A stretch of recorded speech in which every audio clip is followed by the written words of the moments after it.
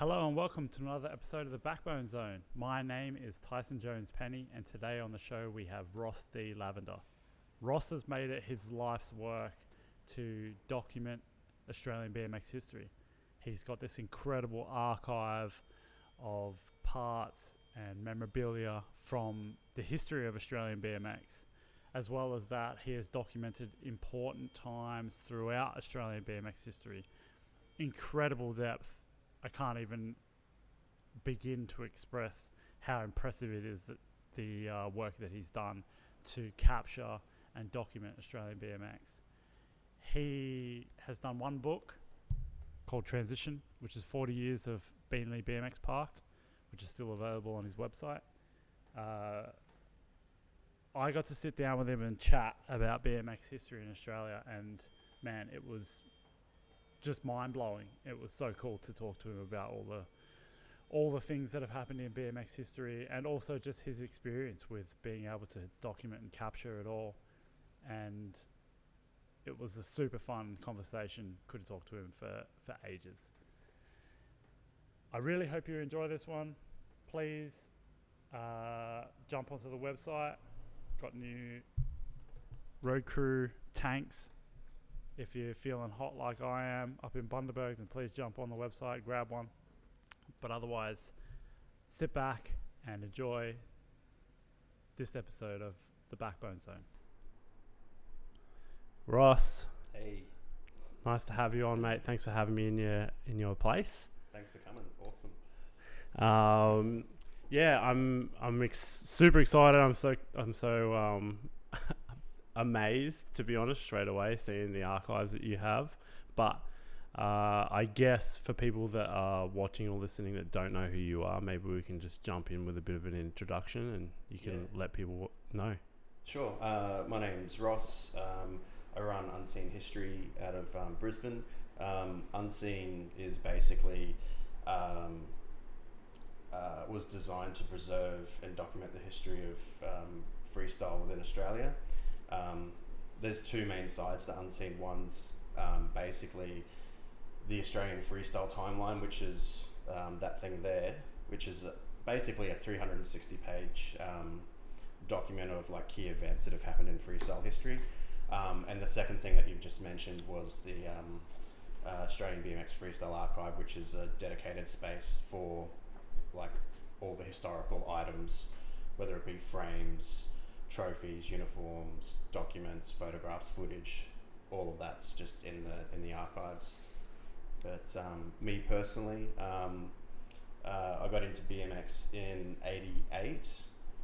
Started off with racing with my brother Mick Lav, who worked at Crosley Cycles for a few years, almost 20, I think. Wow, a few years. And in 1990, I got into freestyle and took up Flatland and basically did that ever since. And just over the years, I was just involved in more sort of cultural aspects of freestyle. So, working for 2020, I helped Chris Polak get Rebel Yell off the ground in the early issues. Yeah, wow. I remember the Backbone ads that it had on the back page.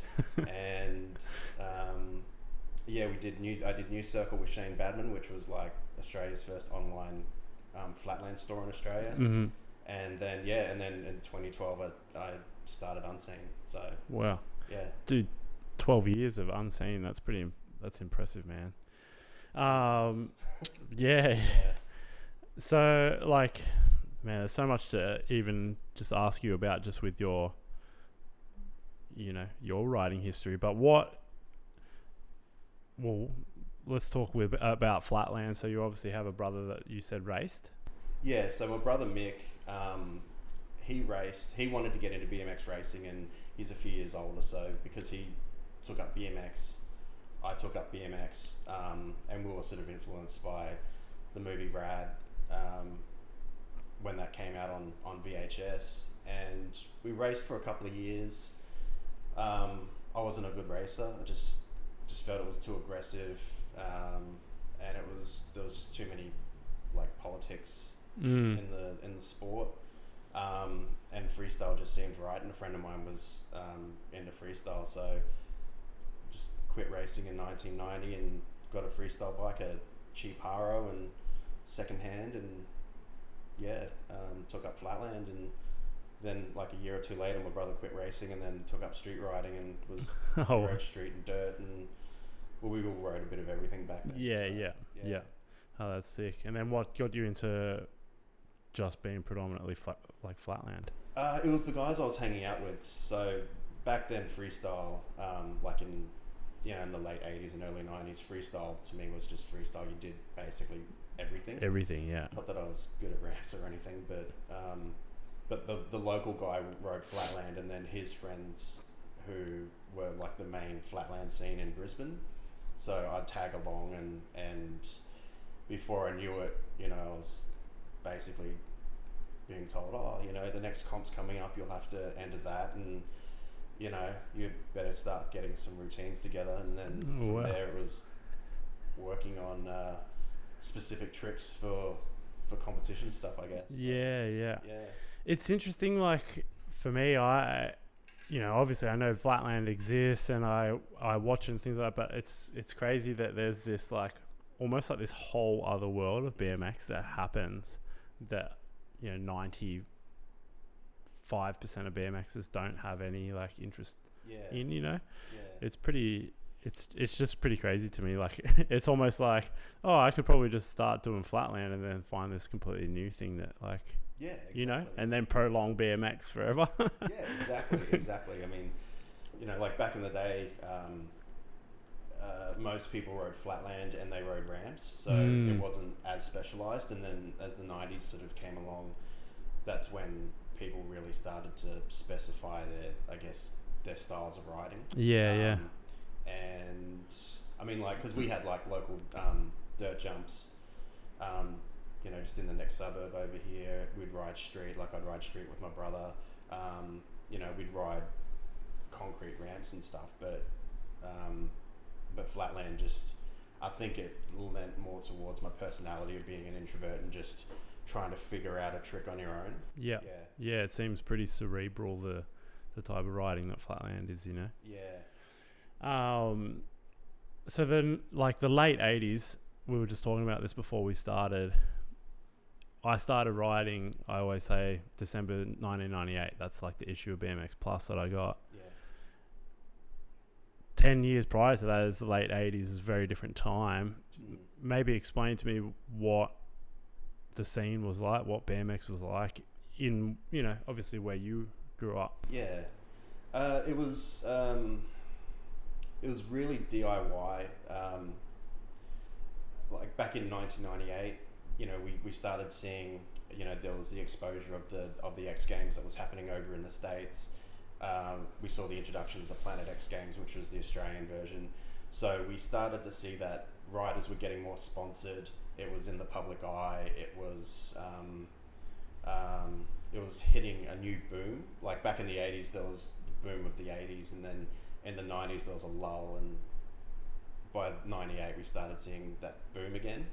So there was a rock star mentality. There was media appearances. There was all of that. Whereas go back 10 years and it was just, if you found another freestyler, you just wanted to ride with them. And if you heard of a comp, you went to the comp. It was I think people just wanted to ride because they wanted to ride, not like there wasn't any stardom or anything like that. You just you rode because, I don't know,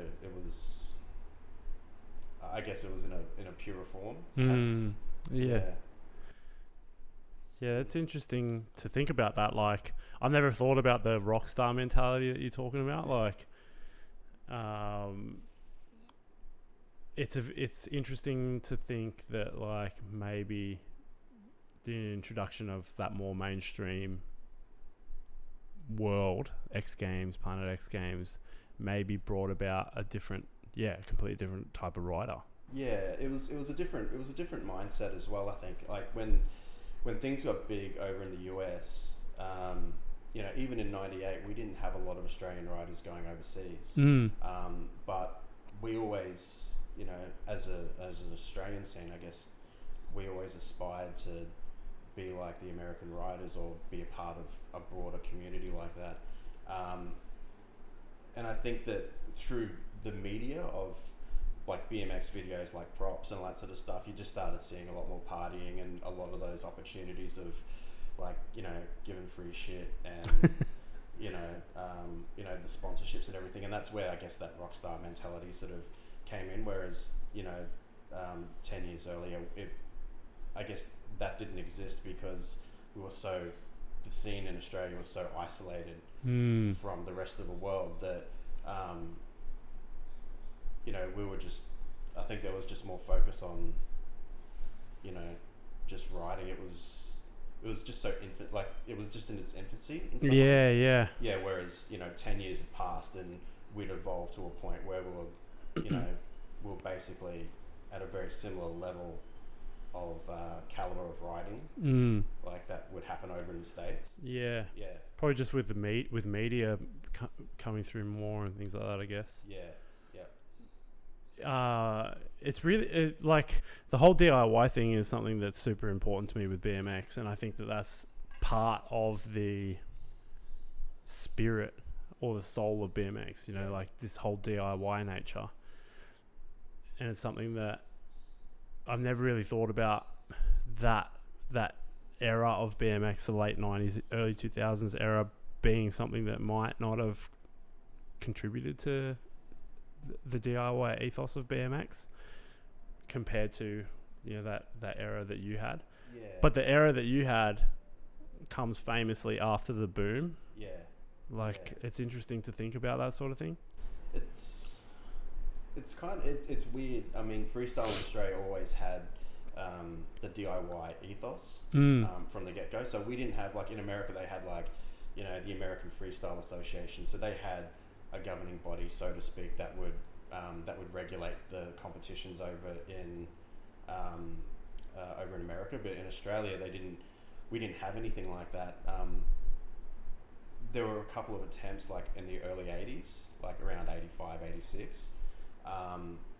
But predominantly the riders had to organise their own competitions. They were making zines to get information out there because I guess back then, the scenes were pretty spread out, like even within a city, not like today where, I don't know, it feels like the scenes are a lot smaller because of social media. But back then, everyone was in their own little pockets, their own little suburbs, their own little like freestyle crews, and we were still just trying to find ourselves. And DIY really helped with that. So by organising the events, by organising freestyle demos and stuff like that, people would eventually catch wind and then meet other people. But that said, even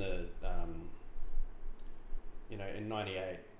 The amount of competitions that we'd have a year in Queensland alone, I mean, I think there was probably 3 freestyle competitions in Queensland at that point per year, excluding, like, that were all rider owned, like, Heavy Metal Heroes, the Trend competitions, and the Riders Comp Series. So DIY was still pretty heavy in effect, but there was just the addition of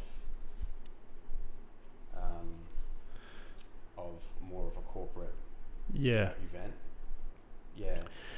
It's like I guess you can only do, like, just as a story, like I came from that era, or that was the beginning of my BMX journey, right, from the late 90s. And like I said before we started, I rode before that, but I almost didn't think of myself as a BMXer. I rode BMX from 6 to 11, and then when I was 12, that was when I became a BMXer, and it's interesting to think now, because I do, just from a personal perspective, lean on corporate entities, but then I almost think about it like I'm going to try and take advantage of those corporate entities, so that then I can create this bigger and better BMX experience for people. So like, I don't want to, like, it sounds like I'm probably standing up for myself here, but like, I don't want people to be scared about like, having corporate things come in, in my opinion, as long as the BMXer is at the forefront of those sorts of things, So, you're riding you've been riding for a long, long time, right? When did it make sense to you to start to think about, well, I need to maybe start contributing to BMX, or was that something that you were just always cognizant of? I think that was always a part of being involved. I mean, say around 93, 94 when we started filming the first Proddy video, it was Clint's camera, but everyone kind of took turns filming, because Clint couldn't film himself. So, it was one of those things where you were involved in that aspect, and then, but then you'd also see things like Poor Boy, for example. Over in the 90s, Poor Boy was a massive, BMX brand run by Steve Inch, who basically started off small and just created this little mini empire of BMX clothing. So I did a similar thing where I wanted to do Crooked, I used to screen print my own t-shirts. Oh wow, cool. And so from there it was always just wanting to create something without even, I don't know, it's hard. You do it because you want to do it. It wasn't like, oh, I'm going to set out and do this. Yeah. You kind of did it because that's what you kind of felt was expected of you, to a degree. Yeah, man. Yeah, I agree with you. Yeah. But, I mean, when Matt Holmes started 2020, I really wanted to be a part of that. That's what I thought, this is cool. This is something I'd like to be a part of. And I was probably in my, early 20s at that point. Okay. So I just hit Holmes up and just said, can I do some work for the mag? And he was keen, and ended up doing a Flatland specific column called Reformist. Okay. In 2020. Yeah. And I think early 2000s was when I really just went, okay. Yeah, right. Let's start getting involved. That's cool. Things. Yeah. So where was 2020 based? Like 2020. 2020. At that point, Holmes was living in Sydney. Okay. Yeah. Yeah. It always just felt like it was really good. Did a really good job of capturing a lot of Australia. Yeah. I mean, I didn't have issue 1, but I did have issue 2 onwards. Yeah. So when was that? When did that even start? I can't even think. 2020 was that kick started around 98-ish. Okay. Yeah. I think. Yeah. Yeah, what a boom, hey! Like I felt like 2020 was like an absolute boom for Australian BMX. It was pretty massive. Obviously, I was a teenager going through it, so for me, it felt like it was massive. But funny story, someone posted it the other day. It was like a drawing that you did. Yeah. There's like Albriotti on the spine. And CBR BMX, which is Nick Gascoigne. Yeah. And I remember being like, I want to be able to draw that good. And I think I even did like a drawing competition that was in one of the early 2020s when, like, I think there was like a Dave Mirra DC shoe competition or something. I'll have to check it out. Yeah. I did. I submitted I didn't win it, but I remember I drew something when I was like a 13-year-old or something. Yeah.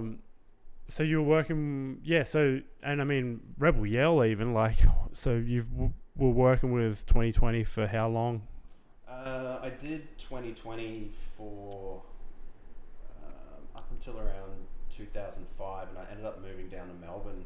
Oh wow! And it was one of those things where Chris Pollack was living in Melbourne and was talking about creating his own BMX magazine, and asked if I was interested in helping.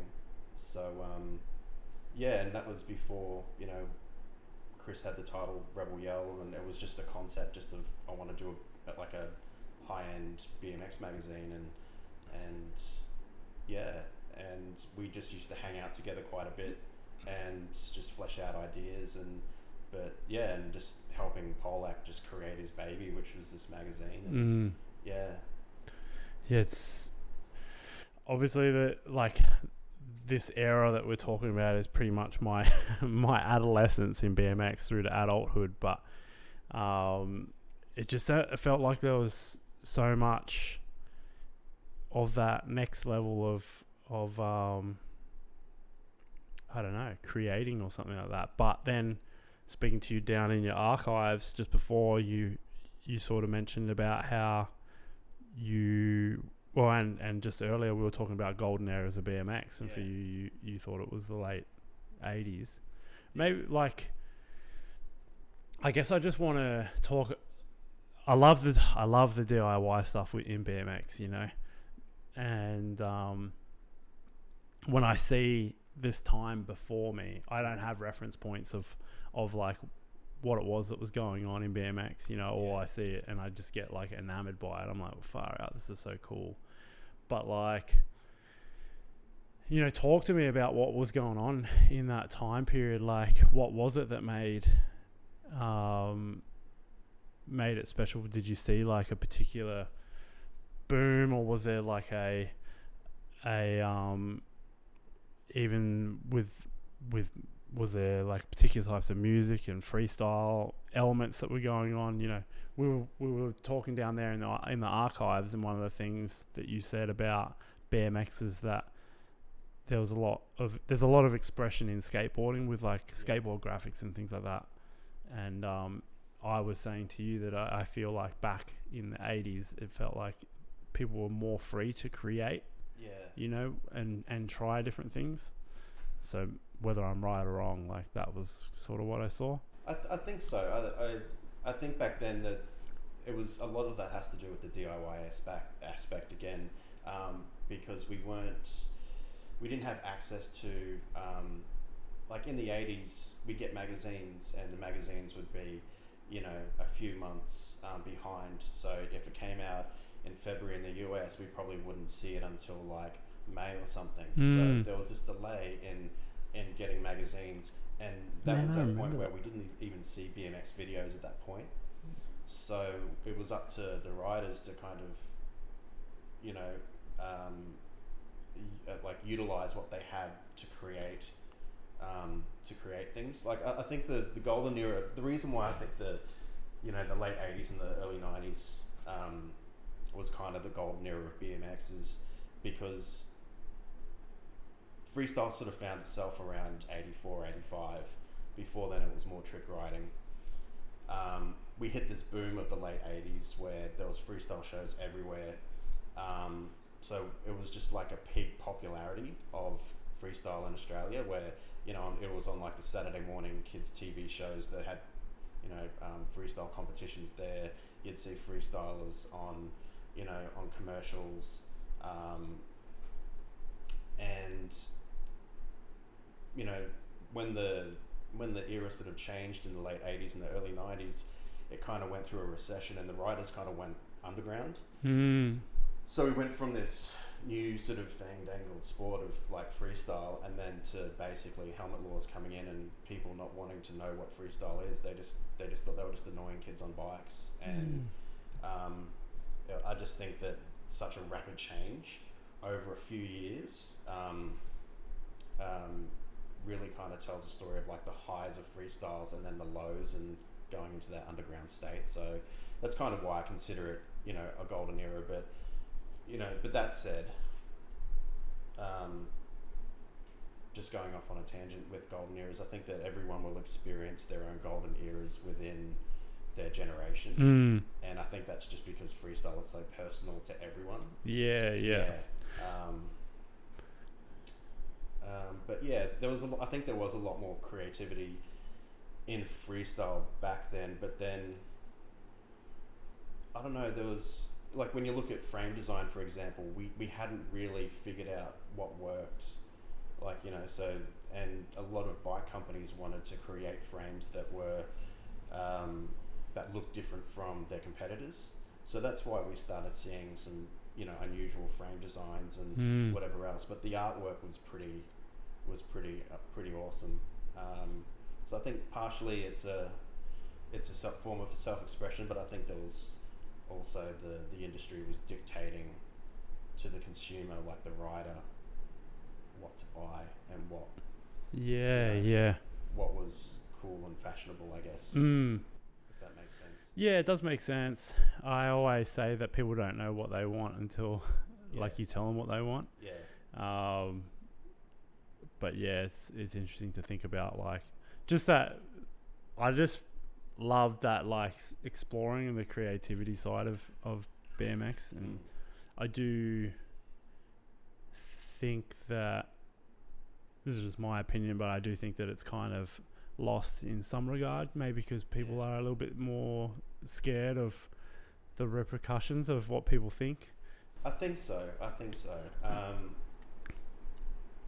You know, these days it's it really comes down to what the consumer wants, like what the rider wants. You know, whereas it was, you know, 40 years ago it was complete opposite, and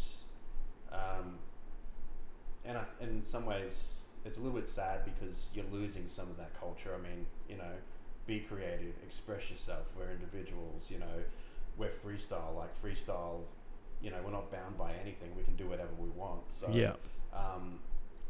you know, so have some fun and be creative. Yeah, for sure. You know, design some shirts, design some stickers, make a zine, digital zine, make a bike video, shoot some photographs. Just, you know, explore what's possible. And I think by doing that, you are contributing to what is, I guess, the aesthetic of our culture. Yeah, I agree. And it's interesting that you say that, because I think people worry a little bit too much about things being big. You know what I mean?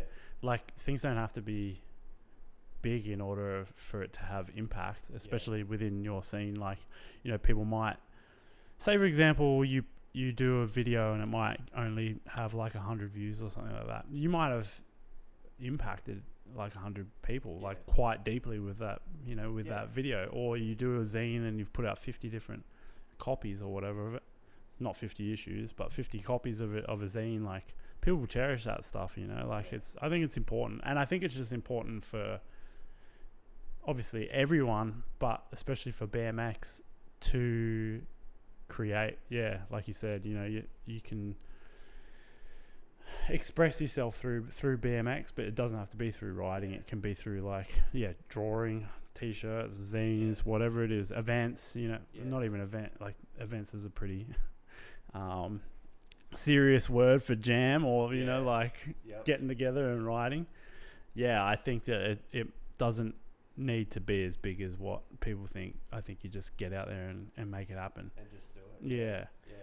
Talk to me more about the whole golden era being your own individual, you know, what you see individually through BMX. I think that's pretty interesting. When I raced, I started racing in '88, and like I said, there was like a lot of rules, there's a lot of regulations. I wasn't very good at it. I'm a creative person, I'm an introvert, so I just felt that BMX racing wasn't a true fit. But I remember seeing freestyle in the magazines and on this, you know, on the Early Bird show, like a Saturday morning kids TV series, and I just liked the aesthetic of freestyle, and it just seemed more fun, and it was free. I remember my first freestyle competition that I actually went to was in 1990, just after I quit racing, and it was basically an indoor basketball court that had a quarter pipe on one side, and the rest was just flat ground. So the categories were ramp and flatland, but the amount of energy and hype that was generated from that room, I just soaked it up like a sponge. Like everyone was just screaming at riders to just go higher, you know, to go faster. Everyone went nuts when they were landing, you know, like a flatland trick or whatever. And it was like, I remember seeing all of that, and the energy was so different from racing, and it was just something new, and for me personally, and I think that's why it's my kind of golden era, because there was a lot of change that happened, because we also saw street riding coming into the fold as well, because street riding in Australia was just happening, where that it was kind of like the anti-freestyle in some ways, because freestyle was, you know, traditionally in the 80s had the the uniforms and the helmets, you know, all matching and whatever. You had freestyle teams, and then street riding sort of came in, and it was more punk rock, and it was, you know, long hair. There was kind of like a skate vibe, you know, maybe a little bit of a surf vibe, and it was just break whatever the rules necessary and just have fun. And so I kind of came onto the scene when all of that was happening. It was cool. Like, I remember when street riders didn't really like Flatlanders, and it was kind of, you know, but it was, that's where, like, you know, police chases were ripe, you know, throughout the CBD, and, you know, people were riding buses and trains and just, you know, pure anarchy. It was, man, it was a beautiful time. That's kind of why I consider it like a golden era, because there was just so much character. Yeah. It's, man, that makes a lot of sense to talk about like individual golden eras, because I think that, it's basically that explosion that you have in your mind of like, wow, this is like life changing for me. Like, I even have golden eras of like, or I have, say for Act Jam, for example, like even just through an event, I'll be like, oh no, for me, the best one was like 2016 or something like that. Whereas like people might have loved Act 1, you know, or Act 23 that happened last year. It's really interesting to think about that. Like, I think it's pretty cool to realize that we're all right, and we're all like, it's almost like we're all contributing to a whole, you know, like it's pretty cool to see the tapestry of BMX. But that's also, I just wanted to say that, you know, it'd be pretty sad if we had to say the golden era was back in the past. That's right. We should be creating our golden eras now. Like, and that's the good thing about freestyle is, you know, like, it is about living in the moment. It is being present. So we should be making the most of it. And if we're not making the most of it, then what are we doing? Man. It's definitely you know, like I said, the podcast that I did where I said the good old days are now. Like, it's so important to keep doing stuff. I was even saying to Logan, like, I'm 38 in a month, and I still want to be learning tricks. Like, I still want to go visit this new skate park, you know. Like, I feel like since I moved to Queensland, I'm like, there's so much stuff that I don't know about BMX, you know. Like, I'm driving around the city being like, oh, I wonder if that's what I saw in that video, you know. Like, it's like reignited this thing, you know. I guess like the creativity and things like that has kind of like been leveled up in my brain, you know. The new generation's been great as well. I mean, I've said this a lot recently, but I haven't had this much fun since the 90s.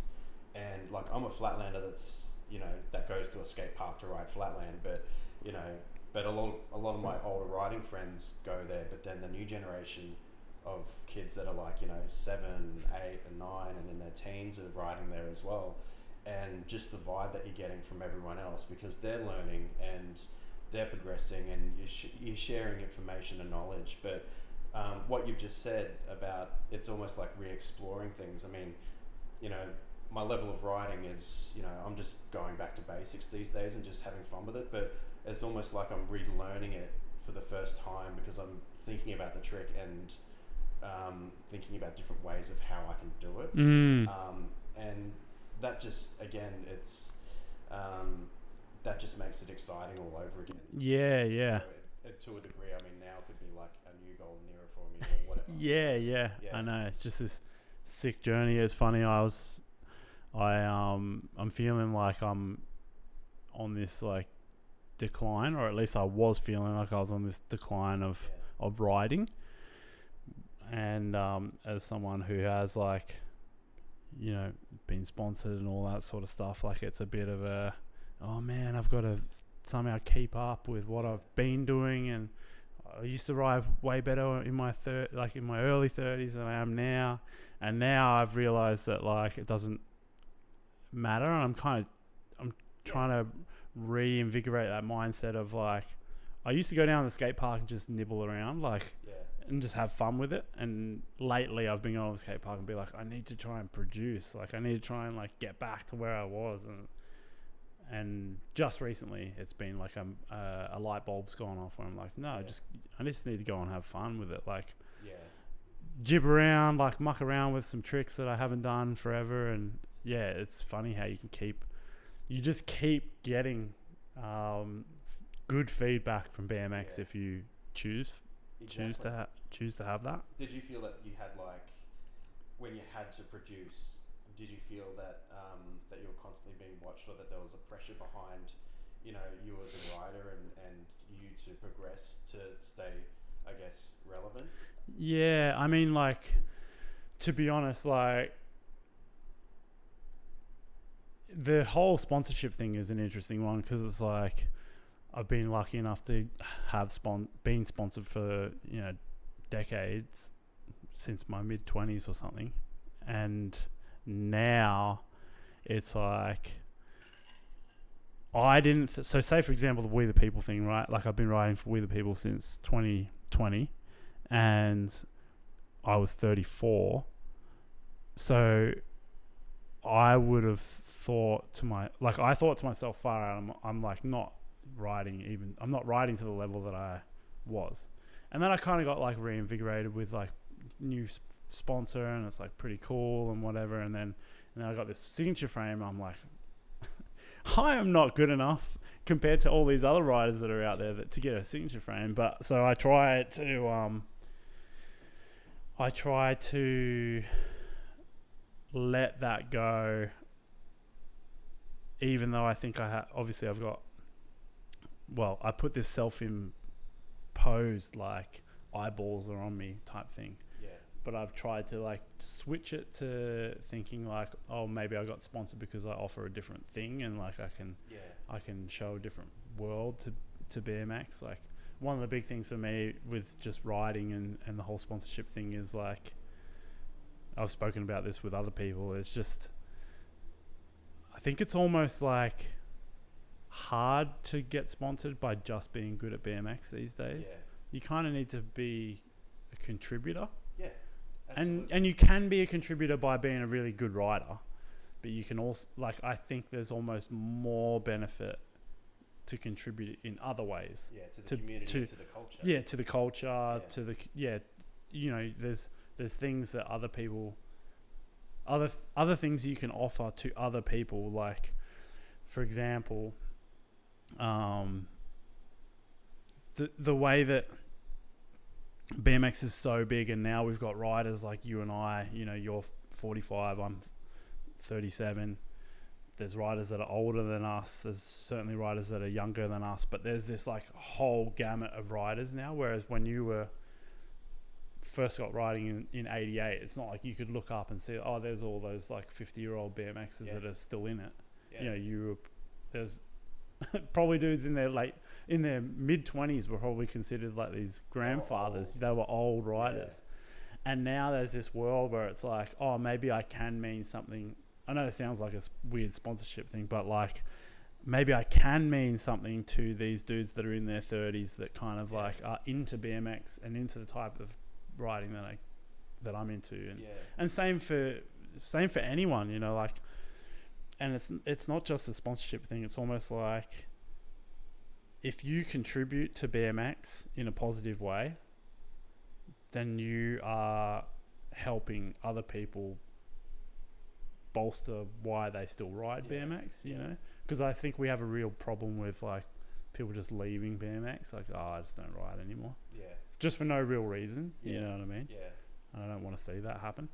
No, I what you're saying about, sponsorship and being a good rider, I mean, traditionally, well, not even traditionally, I guess you got rewarded because you're a good rider, but these days, like you said, it's a little bit more than that. Like, because freestyle isn't just about riding or even competing as a sport. I mean, we are a culture, we are a way of life, it's a lifestyle. So if we sponsor riders who engage in the community and promote the culture, promote who we are, then that's just as relevant as being an incredible rider. For sure, yeah.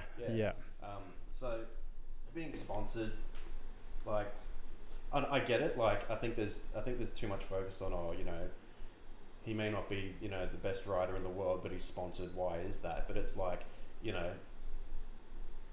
and I think this also goes back to how we reward our riders. Like, for example, for something like a Hall of Fame or a Nora Cup, I had a conversation earlier in the year where it was felt that the best of the best riders needed to be rewarded. But it's like, well, what about the other riders who created the street movement or created the dirt scene or organised the events or organised the comps or nurtured a community that basically boomed into a massive scene? I mean, like, those riders need recognition as well. So, for sure. And support, which is technically what sponsorships, do. Yeah. I love like Backbone, for example. Like, that's always been sort of our thing, is like almost like working class BMX. Like, I love that I love that riders in Australia work jobs but still ride. It's a big thing that actually helps contribute to the culture of BMX in Australia, I personally think. Keeps them humble as well. Yeah, that's right. It keeps them humble, and then you just do things because you want to do it, not because you're getting whatever paid or parts or things like that. Yeah, it's really interesting to see that. But yeah, I think that what you said about, like, say, the Nora or Hall of Fame, like, man, the amount of things that people have done for BMX that don't get rewarded is like, or when I say rewarded, I don't mean rewarded like monetarily or anything like that.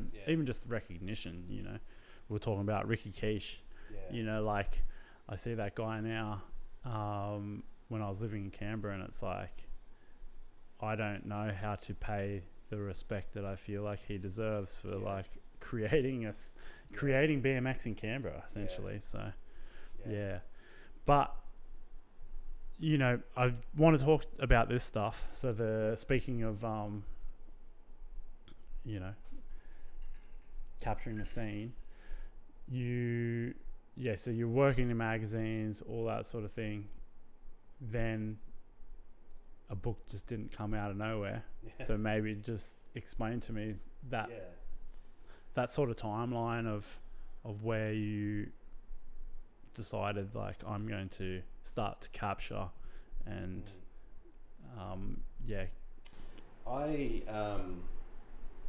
so I worked for 2020 just as a contributor, and then Rebel Yell, and did a little bit of work for, like, some of the other magazines, just like as a contributor, like as most writers often did back then.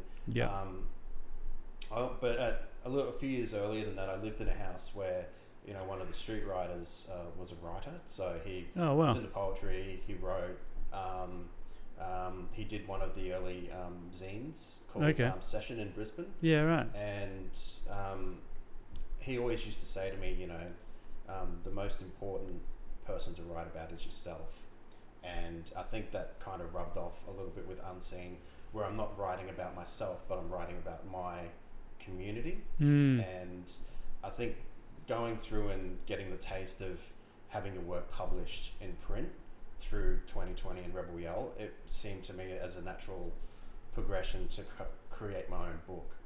So my first the idea of doing a book has been on my bucket list for a long time, but it just happened that Unseen grew to a point where I had quite a lot of information on Beanley, which was turning 40 in 2023. 40 years since the first ramp Wow. turned up down at Beanley, and it just seemed like the right project, that it was small enough that I could wrap my head around it as a project, and then compile the information and then learn how to put it into print. So because that was one side of working for magazines I didn't have a lot of exposure to, was actually, once you've written the content, what happens after that. And then, you've got the graphic design work, you've got the layouts, you've got the editing, then you've got to take it to the printers. And that's where transition really came from, was just a love to print some material, but also our history is generally shared through stories, and sometimes those stories can be inaccurate, and it's not for it's just how it is. Sometimes people's memories aren't the best, and that's part of the reason why Unseen started, was to preserve and document and make sure that the information was accurate.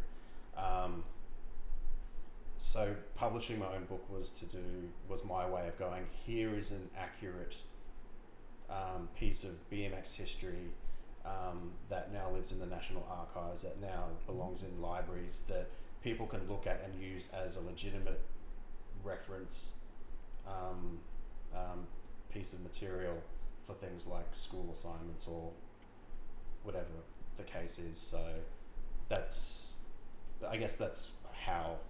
why I did transition, and that's why I'll continue to keep publishing, even though it's ridiculously expensive, and it's not a popular medium like it once was. Yeah, I think that it is, dude. It's incredible, because it's funny. Like, Beanley has got to be one of the most iconic places in Australian BMX history. Like, it has to be. Yeah. Like, yeah, it's the longest running park in Australia that was designed by freestyle riders. I mean, the first ramp that came to Beanley the plans came out of the BMX Action magazine, so they were utilised for BMX purposes. oh wow! And the ramp was actually set up on gravel, so you couldn't even skate on it like back in '83. But a lot of the input over the past 40 years came from the local riders asking Doug Larson, who was the guy that created the park, hey Dougie, can we have this kind of ramp? Can we have that kind of ramps? Here are the ramps from this BMX magazine. And then later, when Doug passed away and Mark Schneider and co-created the Beanley BMX Stunts Association, there was another iteration where riders were building the park down at Beanley. So it is one of Australia's oldest, long-standing BMX facilities designed for BMX freestyle. Wow, it's probably in the world, man. Really? I don't know. Like, in terms of it's pretty impressive. That's a BMX park. Like, yeah. I went there when I was 16, and yeah, it was like, obviously, it was when it was like bitumen or whatever, and ran downhill type thing. And then I went there a couple of weeks ago, and it's like, yeah, it's insane, crazy to see like such a and then seeing all of the old photos from back in the day when it first started. Like, it's impressive to me that it's just always been this BMX park. Like, that's what's impressive to me compared to like a skate park. Yeah, and I think it's unique in that fact, and that's what I keep reminding like local councils and everything, is that this is a unique piece of history, and it's something that, because skate parks are is a generic term where scooter riders, skaters, BMXers, rollerbladers or whatever, they will use a skate park. But when you look at the Olympics, for example, there's a BMX course and there's a skate course. So we can start changing some of those beliefs of what a skate park is and say, well, you know, how about we do some more BMX design facilities? Yeah, that's a good point. Yeah. That's a cool point. Have you, over the years, you obviously, 40 years of BMX, 40 years of the Beanley BMX Park, have you got standout memories from any of those 40 years? Yeah, man. Probably too many to name. Yeah, there's all sorts of stuff from, you know, like I've seen some of my friends do the most incredible things, like from a PC perspective, like, you know, you've got guys that, you know, did some of the early backflips in competitions. Yeah, right. You saw the birth of, I guess, mini ramp riding in Australia to a degree down at Beanley. But then again, you also saw the wildness of, like, you know, fights, girls stripping on top of the vert ramp, like all sorts of stuff. So it's like I live 25 minutes away from Beanley, but it's my riding spot. It's my go-to spot, and it can. And I've been like, I started going there for BMX racing in '88. Wow. Had my first competition there in '91. But to me, it just feels like home, and I could go 5 minutes down the road to a Flatland spot, but I choose to go there because of that that sense of community. Yeah. Yeah. Has just the energy. What's that? It has an energy around the place. It has an energy. I feel comfortable there. I feel safe there. I mean, you know, Beanley isn't the nicest of areas, but I actually love the area. Like, It can be rough sometimes, but it's because I've spent so much time down there growing up. It's like a second home. Yeah, that's sick, man. That's really cool. I would love to try and ride it. I haven't ridden the new one at all. One helped commentate a comp there, but haven't ridden it yet. And then so obviously that's, I'm guessing, your first book. Yeah. And then you've got, looks like potentially you've got another book or something like that might be on the. Yeah. Like, what are you going to... So this is the Australian freestyle timeline, and I just opened it up to a random page. Like, for example, you've got the last... Well, this is Australian freestyle history, right? So you're trying to go from the very start of... It goes from... the inception of freestyle in Australia in 1983. So, for example, just for people that are listening... March 1980, Richard Crossley opens Richard Cycles Repairs, starts the business off small and builds it up, pays rent of $45 a week and $150 bond. 51 Cambridge Parade, Manly. It is insane to me, the level of detail that is in this. May 1987, Just Tricks performed for Lockyer Valley BMX Club at Gatton Showgrounds Friday night. And then you've got the source of when you saw that. So, like, talk to me about this. Like, this is obviously a huge undertaking to take on, like, Australian freestyle BMX history like that. It's just that really is just my way of giving back to BMX. Something that I learnt. There was a period, probably about 13 or 14 years ago, where there was a long stint where I just felt like I wasn't relevant in BMX. Not that, like, I was or anything like that, but I just felt like I didn't have a place in BMX. And I actually thought about quitting, and for 6 months I tried quitting BMX. It was like the worst 6 months of my life. I was just miserable. So I was like, okay, well, I need to figure out a way that I can be a part of the community that isn't just based on riding or entering a comp or whatever. And around that same time, I'd lost a few riding friends through through cancer or through suicide or whatever. And it dawned on me that these are people's stories that will never be told, that these riders will never, if I was to mention a person's name from, like, a rider from the 90s and mention them to someone in that grew up in the 2000s, they wouldn't know who that rider was. And it's about having these people having their stories being told, you know, to say that they contributed, they were a part of something, they did great things for BMX. And that's what Unseen really comes from, and that's why I go into such great detail and specifics with the timeline, because I don't want it watered down. I want to keep it truthful. I want to keep it accurate and referenced and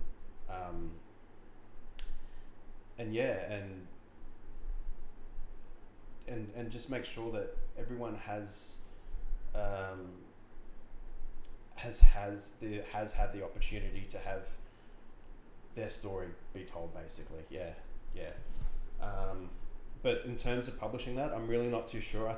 To me, that's kind of like my Bible of information, or that's kind of my encyclopedia where I can go to it, use it as a reference point, so then I can do projects like, you know, like Transition, or like the next book that I'm working on, or the exhibition that I've got currently on show. So this information, I hope, will benefit the community for future generations. And that's my way of just being, I guess, relevant, or being a part of BMX. Yeah.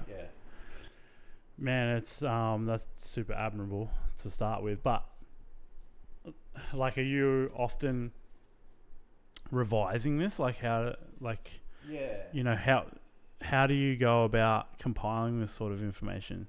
So the last couple of years have been a bit difficult, because I've been working on the Bean Lee book, and then with the Progression Playground exhibition at the Kingston Butter Factory.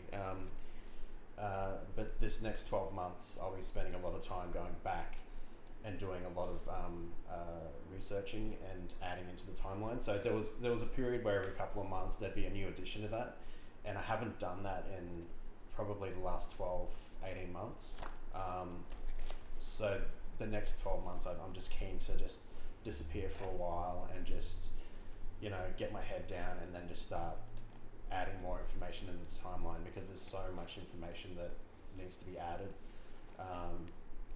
You know, we're talking about like Canberra, for example, how to document different scenes, and you know, Canberra is one scene that I haven't.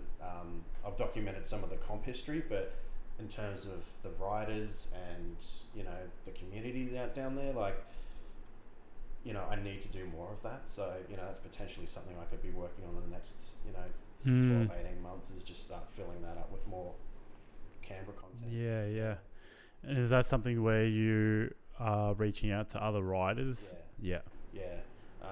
Like I said to you earlier, you know, I grew up in Brisbane, so my knowledge base and my experiences are predominantly of Brisbane. Yeah. You know, I lived in Melbourne for a little bit, so I've got some experience there. You know, I've been on road trip, and, you know, so I've got some experience on some of the different cities. Yeah. But I can't tell a Canberra rider what their scene was like. I mean, one, it's completely disrespectful, but I wasn't there. Like, you know, I need to learn from them, not me trying to tell them what their scene is. Yeah, it's dude, it's impressive, man, and I can see why you know, you want to keep this stuff, or start compiling and have this as a reference for people, just because I can see how meaningful it is, you know, just by looking at the names and stuff like that. I might not recognize, but like, it starts to make you feel like, oh man, this thing is special. Like, you know, obviously as we're doing BMX, it's special, but like, there's so much more. You know, I've been in BMX for a long time now, like, and I like to think that I'm trying to do my best to contribute and things like that. But things like this, which obviously isn't available to the public, but like, obviously the Bean Lee book is, you know, it's like a must-have. Like, it's crazy to think about all of the special moments in BMX history that has just come from one park, you know. And now now you've got like a timeline that's happening for BMX and the competitions and things like that. Is this is just a funny one, but is the crew being in Neighbours in the timeline? That's no, I actually haven't got it in there yet. Yeah. I don't know why I was thinking about that, but I was like, oh man, that was like, in terms of mainstream BMX for me, I remember being young and my mum was watching Neighbours, and then it was right when she started watching Neighbours, that was when like Tad and Paul were like building the jumps in the backyard. Like, it's so crazy, you know? Yeah. And someone was called Taj in it. That's right, yeah. Something like that, yeah. And that's the thing, like there is so much history throughout Australia, like it's a massive undertaking, but I've just got to get to it. Yeah, that's right. And I probably should hunt down the episodes of Neighbours where like BMX is referenced, and we also know that some of the riders were like some of the Aussie riders were stunt doubles for Neighbours as well. I know John Bulchins had a non-speaking role in there at one point. Oh, right. I think it was Trevor King or maybe Lindsey Brown. One of those dudes was like a stunt double. Yeah. For one of the scenes. I don't know. It's random stuff like that. Yeah, super random. Like I know that's it's very random, but I just think about that. Trevor King was actually, he's funny. He opened, because I know that he just got inducted into the BMX Hall of Fame. Yeah. And he opened a skate park that was kind of in my town, like a steel ramp skate park in Wallen, in Victoria, in 1990. I think it was 1990. Must have been 1998 or 1997 or something like that. But yeah, it's so fun. Like those things, like the instance of Trevor King, for example, being at the skate park. There's so many things that people don't realise contribute to BMX in a way that might not be profound to you, but can be profound for that rider. Like, for example, me. You know, like I remember his bike. It was like an orange. I think he had an orange War Pig or an orange Sabbath or something. I was, you know. Yeah. But like that's in my mind. Like, and I had that in the archives, like up until probably about a month or so ago. Oh, crazy. Wow. Yeah. You know, like the fact that someone like Trevor King decided to do that opening. He could decide not to. But he did it, and then he has in a small way influenced my BMX journey, you know. So I think that's, I guess, just to go back to what we were talking about with contributing, you know, it's an important thing to think about, that sort of stuff. Yeah, for sure. So what's the next book then? You were saying you were working on another book. The next book is, I haven't announced it publicly, but it's basically a book about a Sydney-based photographer called Jim Brock. And oh, wow. Jim Brock was, during the 80s, he was kind of in his 40s, and he befriended like the local five dock scene and you know, like the McNeilans, the Ken DeGraffs, Damon Bishop, like all of those, George Horvath, all of those dudes, and he was documenting the Sydney scene from very early on, like the early 80s. And then, crazy. And then he started going to the competitions. He was helping the riders get to the events as well, and every weekend they were just out shooting photographs. And he's got this incredible body of work that just beautifully documents what freestyle was like in the 80s and up until about 94. Crazy. So we're looking at like a, you know, hardcover book, 400 pages, just thousands of photos. Jim was just this incredible human. Kind of unique that he he was an older guy that just fit in with the riders and just supported them. He was one of the few, I guess, adults in freestyle at that point in time. But he was also he was basically our pioneer freestyle photographer in Australia. That's what it really comes down to. Yeah. Far out. Yeah. Awesome dude. Yeah, that's sick. Really good guy. Yeah. Wow. That's cool that you're able to work with someone from somewhere outside of your local scene. Yeah, like Jim passed a few years ago, but like my first freestyle photo in a magazine was from Jim Brock. Oh, crazy. So to have a photo like having a photo taken by Jim was, you know, it was a massive deal back in the day, and he's just again another one of these guys that did a lot for BMX. He didn't ask for anything in return, and it's his time to have his story told.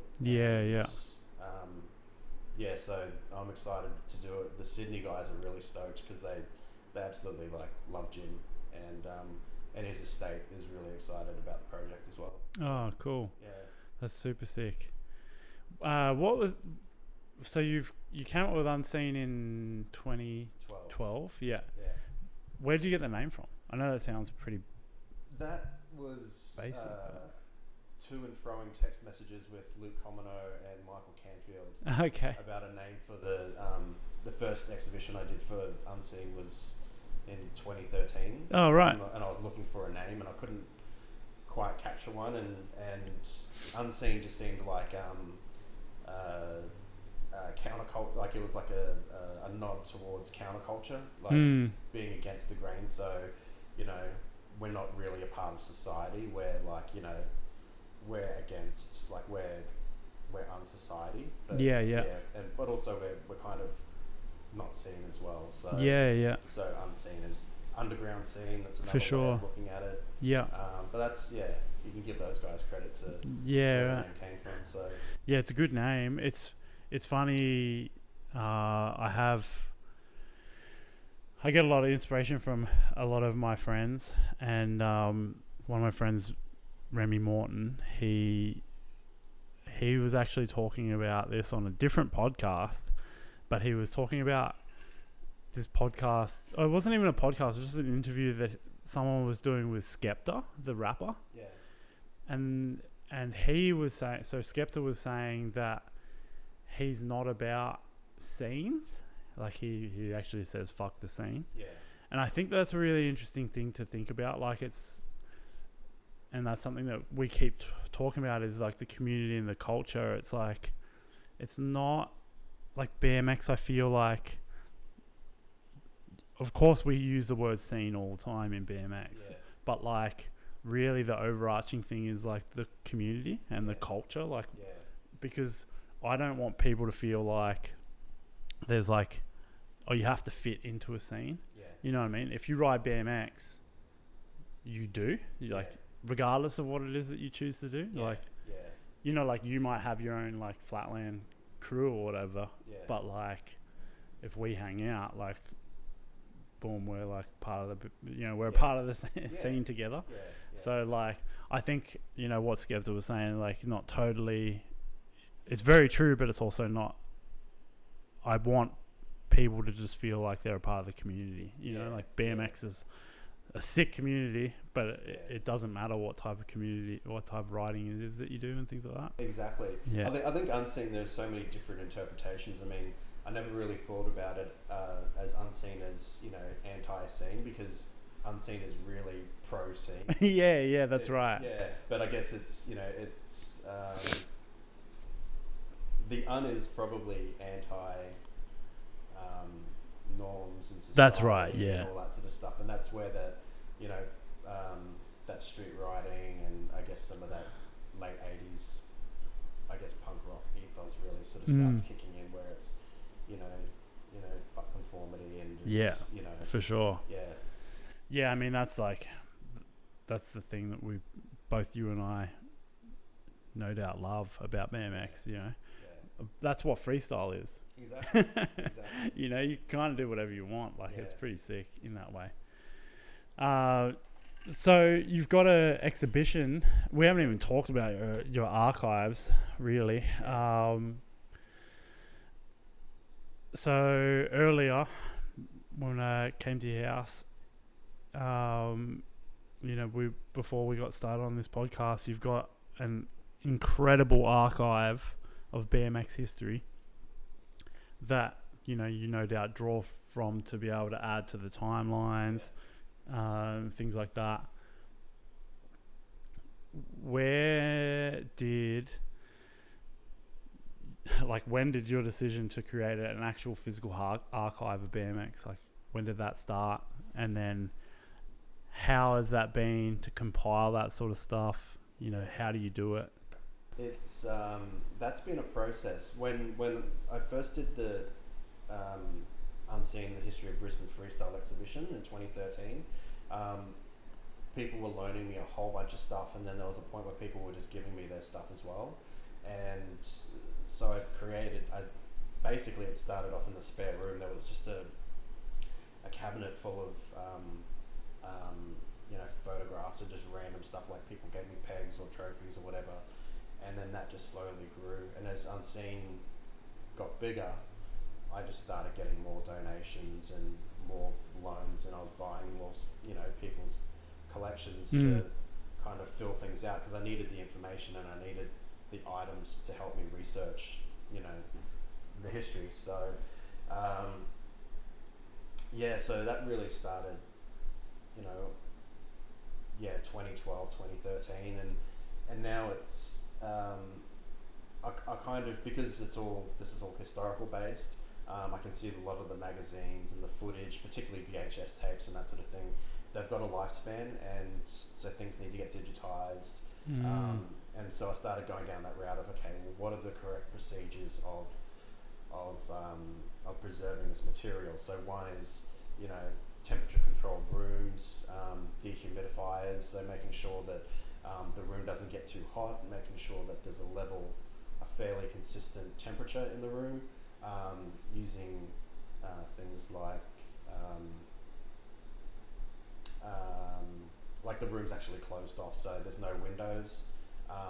It's got an LED light in there, so I don't have UV rays actually coming through to rot paper or anything like that, or fade like paint off the frames.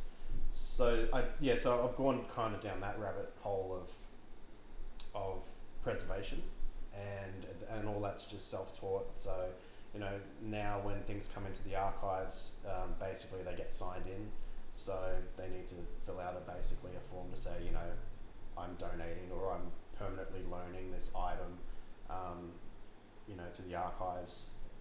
It's just so then if something ever happens to me or whatever, then my wife can just return the items if needed. So I'm trying to look at it as a proper archive, not just a room full of stuff. Just a collection.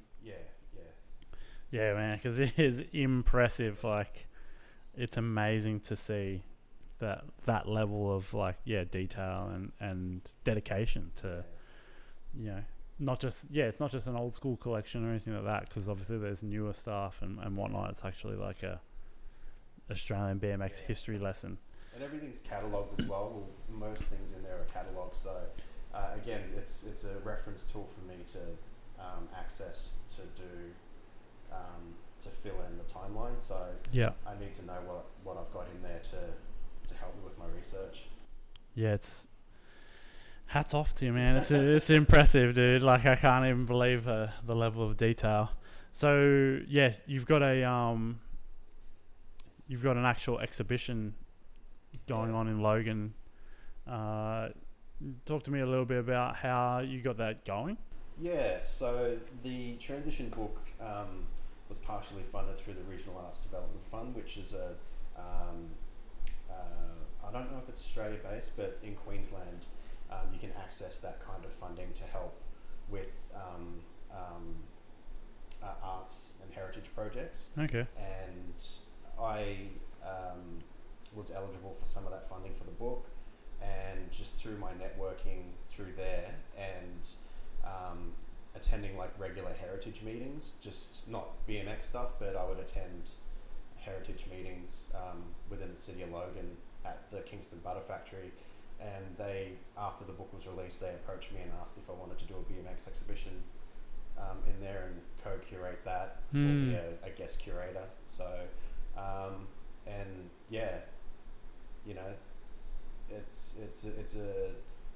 it's an amazing opportunity, and I was honoured to do it, because Progression Playground is really about community and culture, and I know I keep using those words, but a lot of people outside of BMX tend to think of BMX as the Olympics these days, whereas the progression playground is really about the DIY aspect and the culture and the true roots of what freestyle is about. Yeah. And one of the things I like to talk about within the exhibition is we need to start changing our perception of what skate parks are, the community and cultural spaces for riders of all generations, eras, genders. We've got male, female riders. There's gay. There's gay riders. There's lesbian riders. It's just, BMX is so diverse these days, and our culture and where we go to where we come together as a community are generally at the trails or at skate parks or whatever. Yeah, that's important, man. I didn't even really think about how we could create a more to bring a space, like to have a skate park be more of a space that helps to enrich the culture part of us. I hate using the word sport, but of BMX essentially. Well, from my perspective, I go down to Beenleigh to ride. I don't ride ramps, I ride Flatland. But that's my social. That's where I interact with everyone. That's how I socialise with other people. Because otherwise, I'd be stuck in a car park by myself. Just riding.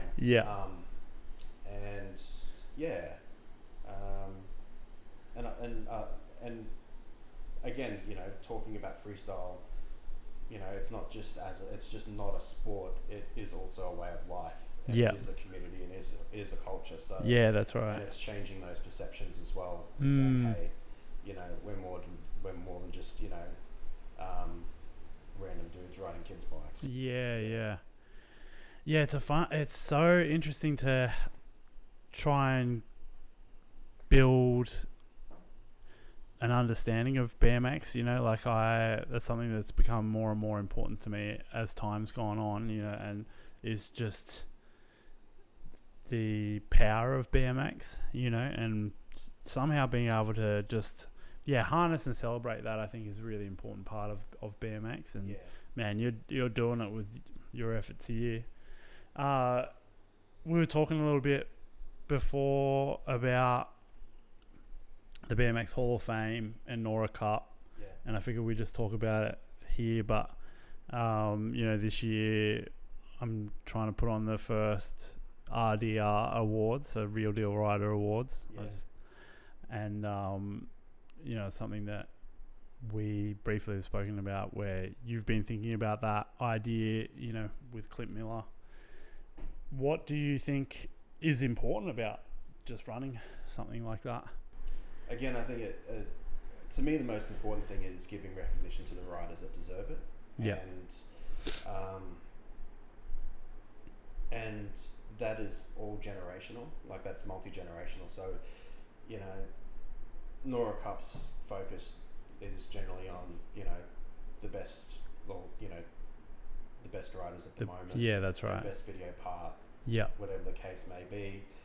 But, you've also got, riders from 30, 40 years ago that haven't received any credit from their contributions or, from organising competitions. I mean, you spoke about Ricky Keach before, and, he was basically the godfather of the Canberra scene, organising competitions and creating the scene, down there. So it's about giving those guys, the props as well, because there isn't anything that exists that truly does that.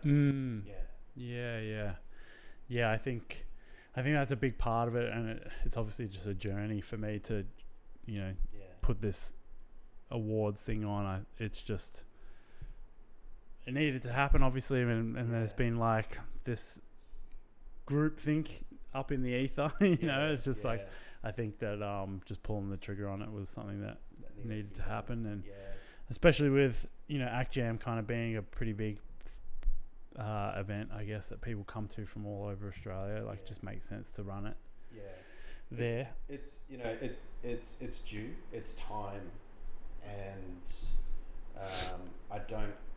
I personally don't believe that there's a platform out there at the moment that gives, like obviously, you know, RDR. Yep. Yep, hasn't started yet. So, but anything prior hasn't really given recognition for what freestyle is truly about. And you know, I think having it organised by the riders, you know, that have a passion for this, is the right way to go about it. So, let's just see what happens. I think we're moving in the right direction. Yeah. You know what I mean? So. Yeah, I'd love to, you know, I'd obviously love to have your involvement in it, and you know, be a sounding board and things like that, because I don't know what I'm doing. Like the thing is, I don't know what I'm doing with like a lot of stuff. I just want to, you know, just try and wing it and make sure that it's just the best for BMX, you know. And that's what it comes down to. Is it's, you know, it's not about one individual. It's about, you know, a community of people. That's right. Yeah. And again, I think doing an event like this and having a group of riders together from all over Australia to represent. So, I mean, to expand on like RDR or expand on something else, whatever the case is, like if we do it together, we could create something really friggin' awesome. You know, have an event, for sure. Riding event, you know, attached to it. Yeah. You know, recognize the older riders, recognize the current riders, for recognize the creative side as well. Yeah. You know, I think that the photographers and the videographers just don't get enough, you know, coverage. Yeah, that's very true. In Australia, so you know, so there's so much cool stuff we can do in that space. Yeah, totally, man. Yeah, I love. You even with the photographer and videographer thing, like that's a thing that we could celebrate. You know, like next year. Obviously, this is the first year of it, but we can. It's almost like, you know, I know what you and I are talking, and I know this is going to be a podcast, but it's, if anyone's got ideas, like if you're down to put the work in, like I'm down to have people contribute to it and be a part of it. So, you know, that's a big thing. Like I said before, with Backbone being kind of like this working class BMX brand almost. It's like we're not at all trying to be exclusionary, you know, elitists or anything like that. Like I want BMXers who are passionate about BMX to be a part of it. So it's it's a big part of BMX for me, you know. Man, let's just see what happens, and just, you know, like I'm happy to, you know, if I get a lot of people approaching me with projects, and sometimes I have to say no to them, just because I don't feel that they've got, you know, they're not at the core, they're not at the essence of what freestyle is really about. You know, because you've got people outside of BMX that'll be coming in and wanting your information, basically. Or outside of freestyle for that matter. So, but with something like this where we've got core riders, you know, creating an event, then that's what the timeline's there for, to help, you know, provide the information to celebrate other riders. For sure. Yeah, it's awesome, man. I'm excited. So I mean, where can people come and have a look at all this stuff? Can people come onto, like, have you sold out of these books? Yeah, no, I've still got some copies. Cool. They're pretty cheap at the moment, $49.99. So yeah, just hop onto my website, unseenhistory.com. You can grab a copy there. I know that Strictly BMX has copies available, and you're just better off coming through me to order a copy. With the exhibition, that's at the Kingston Butter Factory in Kingston, so it's not too far away from Woodridge Skate Park, and that's there till July 2025. And there's heaps of cool stuff on display: footage, trophies, original ramps, riders' bikes, clothing, original zines, VHS tapes. There's footage and interviews on display, and there's also like public programming, like, you know, how to did a how to do a zine workshop Oh, a what? couple of months ago. That was Dude, pretty that's fun. super sick. And they're about to do a decorate your helmet Oh, workshop. rad. Game Protection sponsored that, and so you get a free helmet with Oh, with wow. going to the workshop. So Damn, that's sick. yeah, fun times. Yeah, that's rad, man.